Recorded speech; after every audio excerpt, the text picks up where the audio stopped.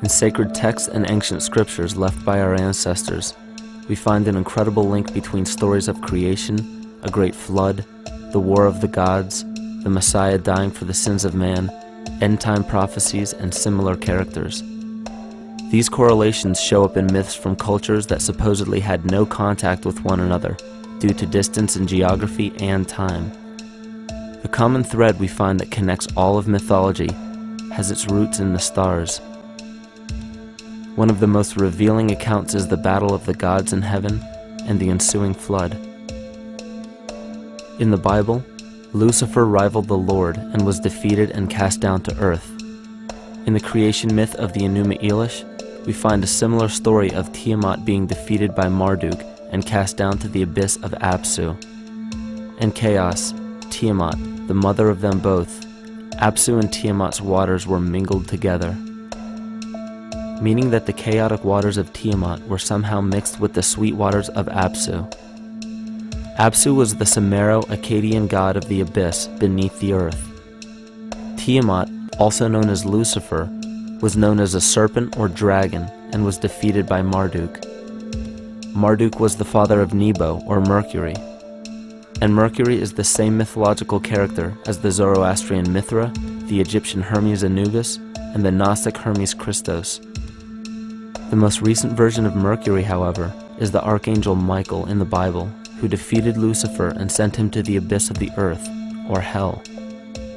This story is steeped in astrological significance in the Bible and in many other ancient scriptures.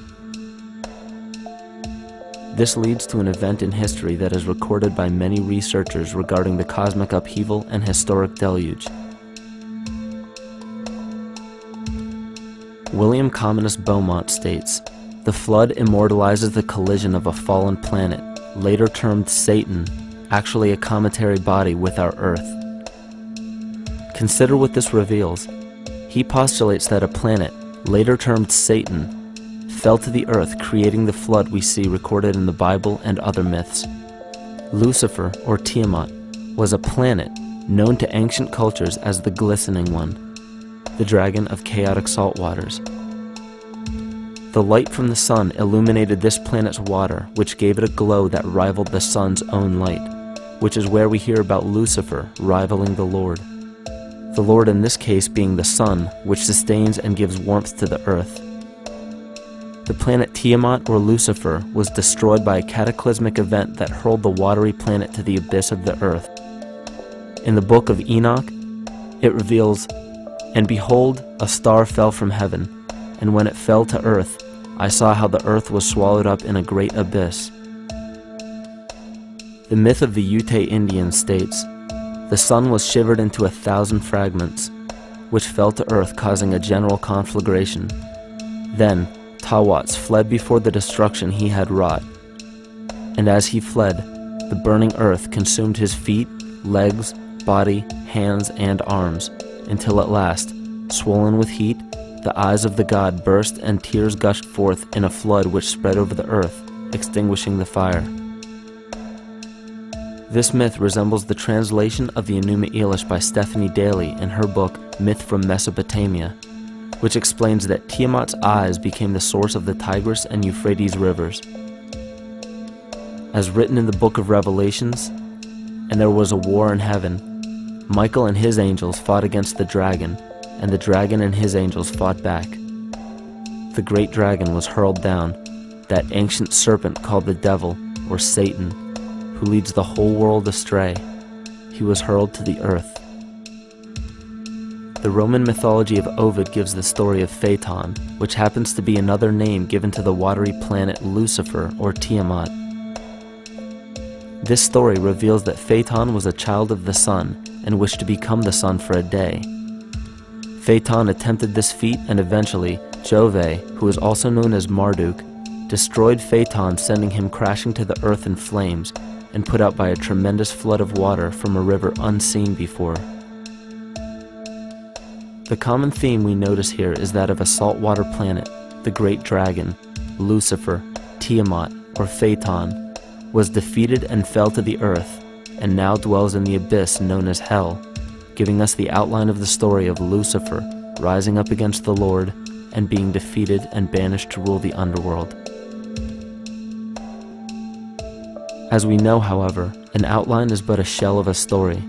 The inner meaning, the spirit of the myth, comes with a deeper understanding of the essence of each planet, not just the physical planet, but the conscious core, because we know now that the proportions and velocity of a planet gives them their own characteristic frequencies, which govern biological and behavioral patterns. These planets reflect the archetypal psychology of man. In ancient times, probably the most important field of research was the study of the heavens. Galactic bodies and their movement through the sky were known to be symbolic of the inner faculties within human consciousness. Within all organisms, outdated science has only explained the physical world measured by our five senses. Only in esoteric religions, mysticism, and quantum fields of science are we to find any attempt at explaining where thoughts and emotions fit into the sense-perceptible world. We also understand now that humanity is a community of cells within the organism of the Earth. The Earth, therefore, is a higher organism that shapes our form and function. This higher organism and all other planetary bodies are governed by consciousness, just as we individual humans are. Therefore, the Newtonian belief that galactic bodies are nothing more than lifeless forms floating in space is tantamount to claiming that we humans are nothing more than a composite of elements in motion.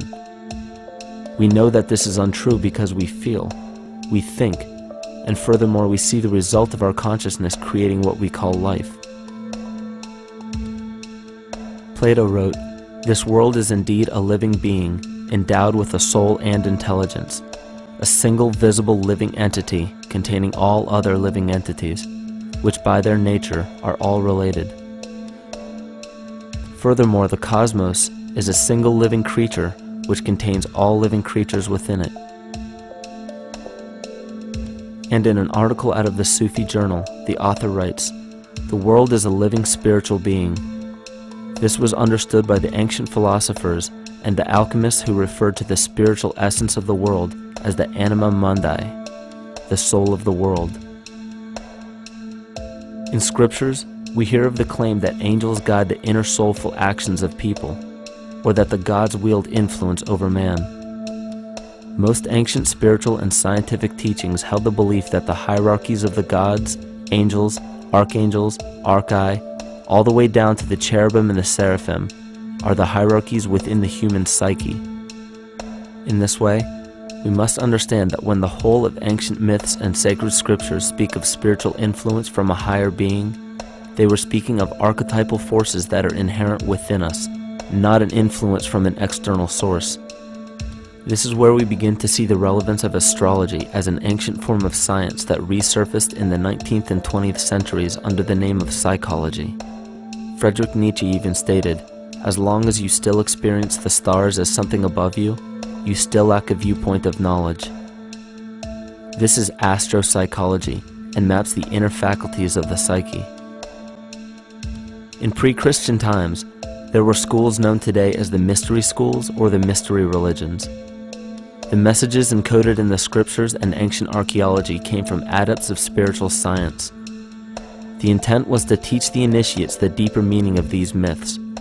What became later termed as Lucifer, Satan, or the devil was representative of the ego, which rivals the Lord, the representative of the self. The true self is the epicenter of a person's entire being. It is the total sum of everything that we are. The false ego, on the other hand, is the idea and concept we create about ourselves in the course of our lives, which typically excludes any qualities we don't wish to accept about ourselves. However, humanity has been endowed with the freedom to choose either to obey the true self or to give in to the temptation of the vanity and materialism of the false ego. This is the most notable trait that separates man from animal: our freedom of choice, the choice to follow our concepts and ideals or our natural impulses, the choice to sustain nature or to destroy it. This freedom of choice weighs on the fate of the entire organism that we call humanity.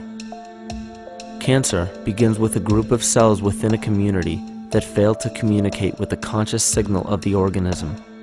those cells begin to grow out of control and spread to other areas of the organism. This very disease is evident in our world today. The cancer upon our earth is the domination of our false ego and our divorce from nature. Collectively, among every human, vanity leads to segregation and competition. Competition leads to fear and greed.